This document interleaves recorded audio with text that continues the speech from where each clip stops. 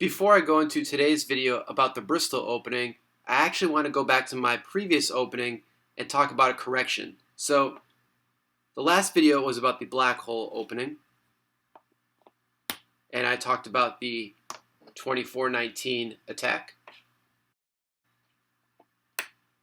And then I talked about how this 1-6, 23-18, and then 6-9 is the best defense. But actually, I was working off some obsolete texts, and this 6-9 move will actually lose by this 26-23 reply.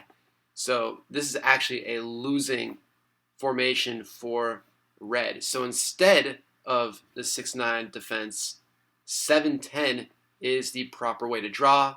And then after 18-14, it's still very, very difficult, but it is a technical draw for the first side. So I really appreciate multiple players pointing this out to me. So let's get on with today's video about the Bristol opening. Today's opening is all about the Bristol. Now, when people talk about Bristol, they usually think of this 11-16 move. Every initial opening move on the board has a name. So Bristol for 11-16, Dundee for 12-16, Old Faithful for 11-15, Kelso for 10-15, Denny for 10-14, Double Corner for 9-14, and Edinburgh for 9-13. So with Bristol being 11-16, back in the 19th century, the universal reply to this move was 24-20. This is almost exclusively what all the players played back in the 1800s. And again, there is really only one merit reply. If 8-11 was played, then you went into a Dundee variation, and this 7-11 was almost never heard of, but it really also results in a Dundee type variation. So 11-16 or 16-19 was always the reply. And this is really what formed, at the time, the Bristol opening. Now, what's really interesting about this type of position, it can actually come from an 11-15 opening, and I will show you exactly what that looks like. So 11-15, and then 24-20, now 15-19, it leads into the same. And this is maybe a little bit of a more popular way that you've played this opening. So I'm going to go over a main variation and line in this opening, one that's very instructive, and one I think you all will enjoy. So from here, there's a couple routes white can go. This 27-23, known as the knockdown Bristol variation, it's purely defensive. It is sound, but it leaves white in a very tenuous endgame situation. So I don't recommend that. Instead, what I recommend is gaining partial control of the center of the board. As you can see, red has this 19 square captured, so now white is going to capture 18 by going 22-18 next. Now here, again, there's a number of different ways red can play it. Probably the most popular way is this 9-14 exchange, again, taking the white piece off the center square. So after the exchange here, now white is going to get into a flanking attack type of position, because what red is going to do is to develop toward the center and target on white's double corner, and white is just going to flank. And this is really good and instructive to know on how to really defend against this sort of powerful position. So white's going to advance toward the center from the single corner, and red is going to capture now 3 center squares with this 10-15 move. So it's best for white to attack the hole here by going 22-17. Now, you may think naturally, okay, let's develop out of the single corner for red, but this 7-10 move is actually a little bit inferior, as white can go 20-16 and have a number of different attacks there. So actually, developing out of the double corner still with 6-10 is best. And now you can start to see a column from red side toward the white double corner. So after the 6-10, white is going to develop out of its single corner still, and now red is going to do much of the same. White's going to go into the 13 square. Again, more development out of the single corner for red, developing very powerful columns here. white's going to develop out of the single corner, and now red is going to go 2-6 next to stop any of this 13-9 business. So for here, it's a really important position. This 27-24 move may look natural to a lot of you because, again, you're packing in the flanks here, but it's inferior. It's sound, but it is inferior. And I'll show you a really cool trick here if someone does play 27-24 next. So red's going to go 14-18. White is going to reply 22-17. And now this really very fun move is this 18-23. Now, of course, white can't go here because there's waiting moves and then there's a double, so that's no good. Really, the best plan of attack is just to go 26-22 first. And you'll see how it all ends up kind of the same. This is a sound move, so it is a technical draw. If white does play this 17-14, which I think is natural, and this was actually played against me a few years back at a Virginia Open tournament. If white does this, red waits with 1-5. And now, again, there's really only one move on the board for white, and that's this 26-22.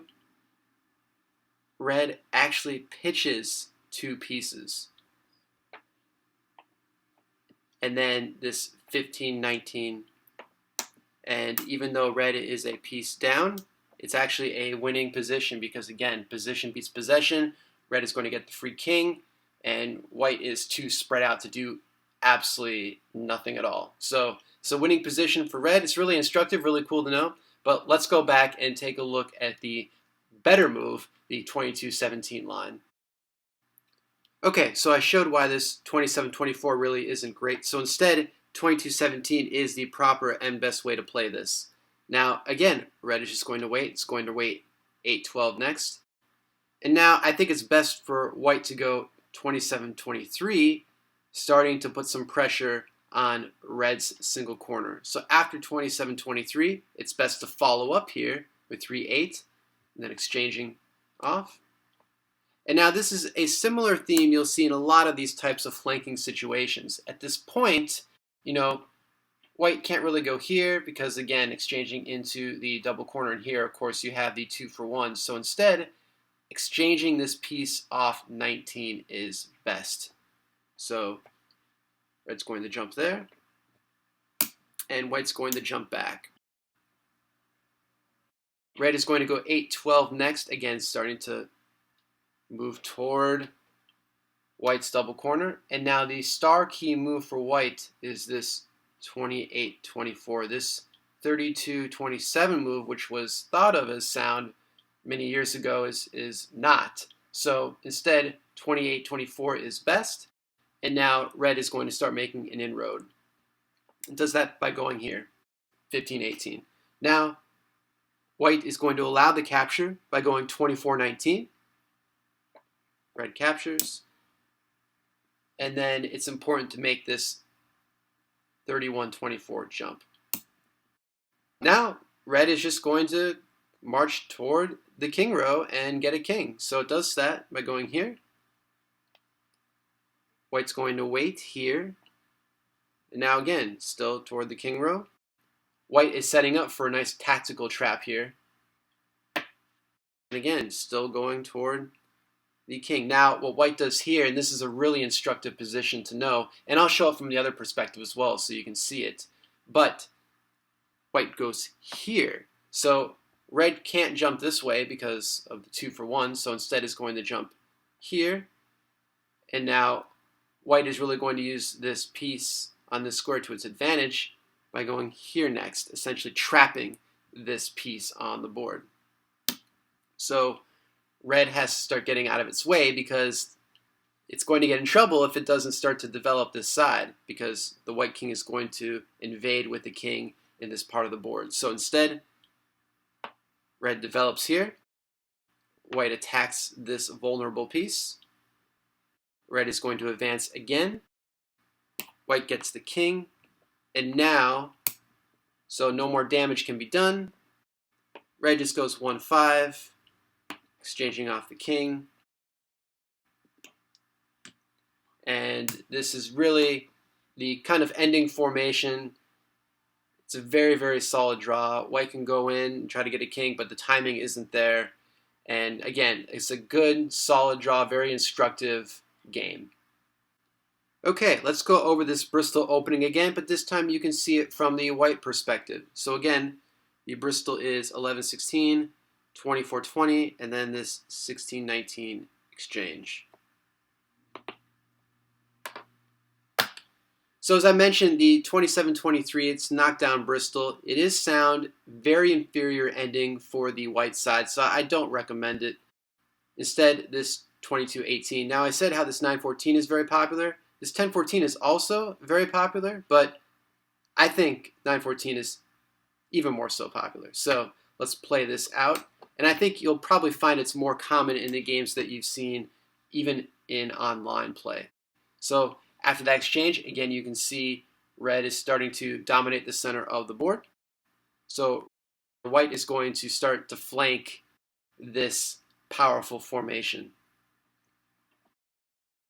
22-17. And again, this 7-10 move, it may look natural for a lot of you, but 6-10 is actually the best way to develop in this type of position.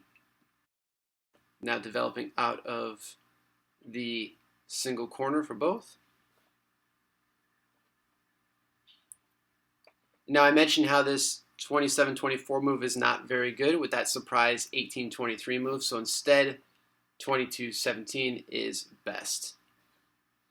And now again, I like 27-23 really to start to attack red's single corner. And now red is going to go 3-8 next.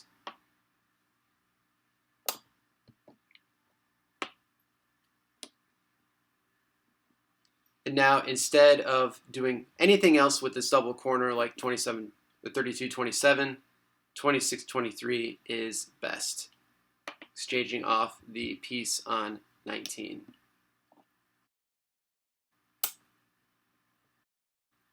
Now 8-12, and now this key 28-24 move. 15-18, and then again going 24-19 to allow the capture, and capture 31-24 next. And now again, red is just going to develop and try to get a king. So it starts that by going 11-15, 20-16 for white, 15-18, 24-20, and now hopefully you can start to see this really nice tactical theme, which again will come up in a number of your games, so this is really good to know.